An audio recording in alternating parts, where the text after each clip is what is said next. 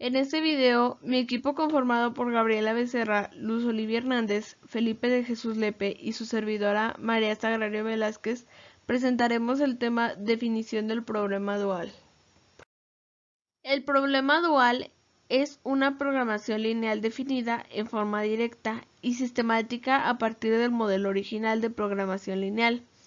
Los dos problemas están relacionados en forma tan estrecha que la resolución óptima de un problema produce en forma automática la resolución óptima del otro. Las ideas clave para construir el dual a partir de un primal son las siguientes. La primera es asignar una variable dual por cada restricción primal. Pues bien, continuamos con la definición de nuestro problema dual y el siguiente paso es construir una restricción dual por cada variable primal.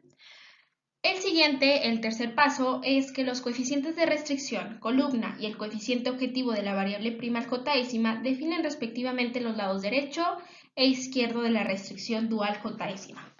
Es decir, que en nuestro problema primal nosotros teníamos z igual a 40x1 más 18x2. Por lo tanto, 40 y 18 pasarían a ser nuestro lado derecho de nuestras respectivas restricciones asociadas a x1 y a x2.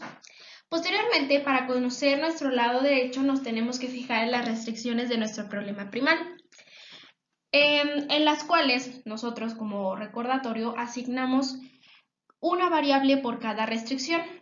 Entonces, para formar nuestra restricción dual, vamos a tener que fijarnos. De la variable y1, tengo asociados 16 en x1, entonces quedaría 16x1. Luego, en la restricción 2 primal tendría 6y2 y en la tercera restricción primal yo tendría y3 menor o igual a 40, que sería el valor de nuestra función objetivo primal. Y así en el otro caso, que sería 2y1 más 3y2 más y4 menor o igual a 18, haciéndolo con las restricciones primales asociadas a nuestra restricción dual. Luego tenemos el cuarto y quinto paso para la definición de nuestro problema dual. El cuarto es que los coeficientes objetivo duales son iguales a los lados derecho e izquierdo de las ecuaciones de restricción primales, que fue lo que mencionamos en la diapositiva anterior. Y el 5 es definir el sentido, optimización, la dirección de las desigualdades y los signos de las variables en el dual, que pues se presentan en la tabla de la derecha, y que por ejemplo tenemos que para maximización en el problema primal, en el dual será minimización, y para minimización en el primal será maximización en dual, y pues el tipo de restricciones y los signos de las variables se presentan en dicha tabla. Finalmente, en esta tabla se presenta un resumen de todas las consideraciones que debemos de tener para nuestras restricciones y para nuestras variables en un problema ya sea primal o dual.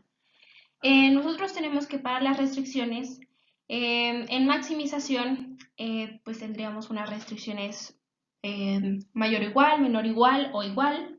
Y pues en nuestras variables tendrían que ser negativas o positivas, o en este caso pues podrían ser irrestrictas, a lo que en el problema dual correspondería a su inverso. Entonces digamos que las restricciones, si tenemos restricciones con mayor o igual, tendríamos menor o igual. Si tenemos menor o igual, sería mayor o igual en el dual. Y si tenemos igual, serían irrestrictas. Y lo mismo en el caso de las variables. Esta tabla también puede constituir en el caso inverso. Si mi problema primal es de minimización, entonces tenemos las condiciones que se presentan del lado derecho de la tabla, y nuestro problema dual, en este caso serían las condiciones que se presentan del lado izquierdo, entonces se invertirían como quien dice los casos. Nuestro siguiente subtema es la relación primal-dual. Dicha relación primal-dual nos permite conocer algunos datos que nos relacionan las variables, las restricciones y las funciones objetivos de ambos problemas planteados, como el primal y el dual.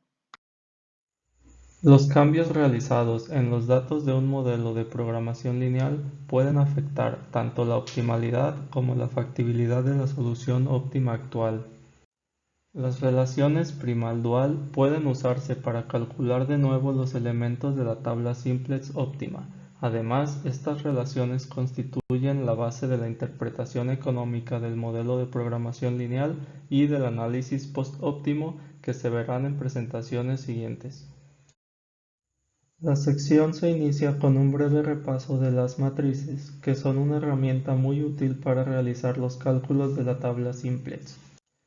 La tabla simplex puede generarse por medio de tres operaciones de matrices elementales, que son fila vector por matriz, matriz por columna vector y escalar por matriz.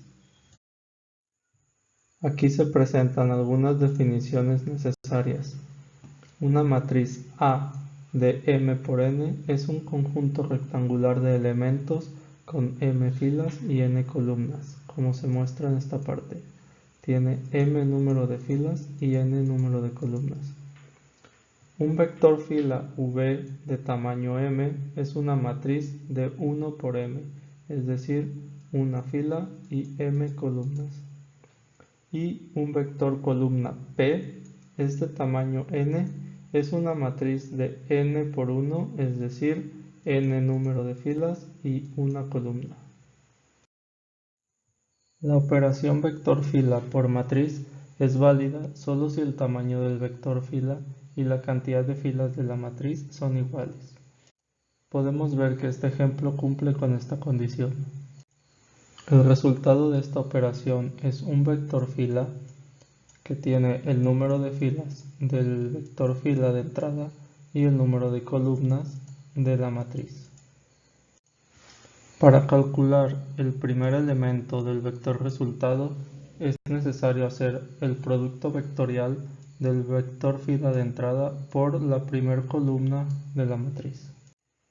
Y este se hace de la siguiente manera: 1 por 11 más 3 por 22 más 5 por 33. Al hacer estas cuentas el resultado es 242. Para calcular el segundo término del vector resultado es necesario hacer el producto vectorial entre el vector fila de entrada y la segunda columna de la matriz. 2 por 11 más 4 por 22 más 6 por 33. Al hacer estas operaciones el resultado es 308. Así, el resultado de esta operación es el vector 242,308. La operación matriz por vector columna es válida solo si la cantidad de columnas de la matriz y el tamaño del vector columna son iguales. Podemos ver que este ejemplo cumple con esta condición. Para esta operación, el resultado es un vector columna que cuenta con el número de filas de la matriz inicial y el número de columnas del vector columna. Para calcular el primer término del vector resultado, se realiza el producto vectorial entre la primera fila de la matriz y el vector columna P. Y este se realiza así: 1 por 11 más 3 por 22 más 5 por 33. El resultado de estas operaciones es 242. Para calcular el segundo término del vector columna resultado, se realiza el producto vectorial entre la segunda fila de la matriz y el vector columna P. Y se hace de la misma forma: 2 por 11 más 4 por 22 más 6 por 33. El resultado de estas operaciones es 308. Así, el resultado de esta operación es el vector columna 242,308. Para la operación escalar por matriz, Dada la cantidad escalar K y la matriz A, la operación de multiplicación K por A da como resultado una matriz del mismo tamaño que la matriz A, solo que cada uno de sus elementos se ve multiplicado por el escalar K. Por ejemplo, dado que K es igual a 10 y la matriz A del ejemplo anterior, tenemos esta matriz multiplicado por este escalar, donde cada uno de sus elementos, por ejemplo, 1 por 10 es igual a 10, 2 por 10 es igual a 20, 3 por 10 es igual a 30, 4 por 10 es igual a 40, 5 por 10 es igual a 50 y 6 por 10 es igual a 60. Ahora nos vamos a basar en la tabla simplex que ya hemos visto con anterioridad,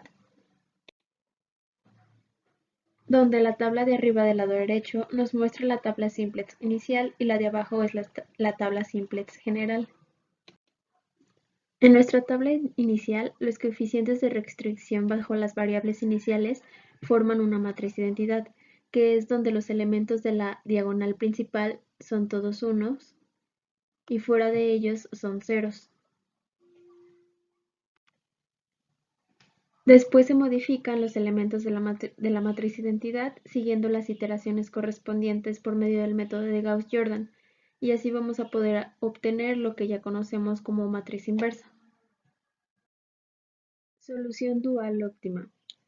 Las soluciones primal y dual están relacionadas porque la solución óptima de una es la solución óptima del otro.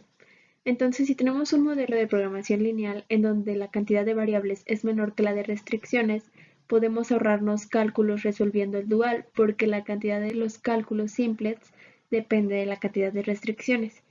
Y en esta sección proporcionamos dos métodos para determinar los valores duales.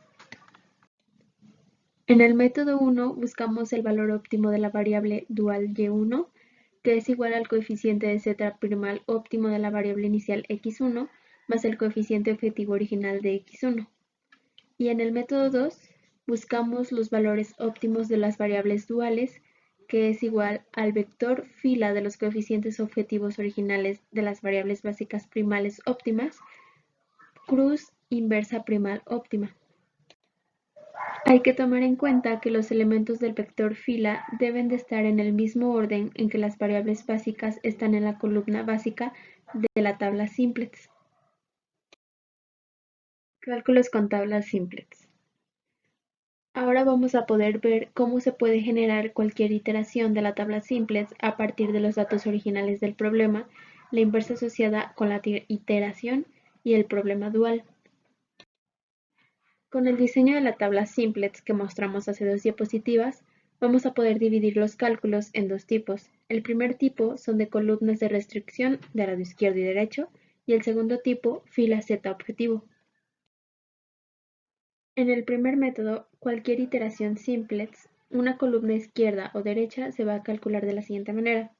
Columna de restricción en iteración I es igual a la inversa en la iteración I por la columna de restricción original. Y la fórmula 2, que es el cálculo con la fila Z objetivo, tenemos que en cualquier iteración simplex, el coeficiente de xj en la ecuación objetivo se calcula, coeficiente de la variable x1 en la ecuación z' es igual al lado izquierdo de la restricción dual j ésima menos el lado derecho de la restricción dual j ésima.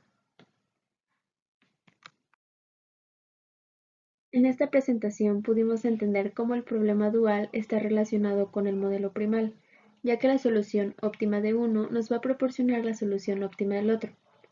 También pudimos ver cómo el problema dual abarca todas las formas del problema primal, como el sentido a la optimización, los tipos de restricciones o el signo de sus variables.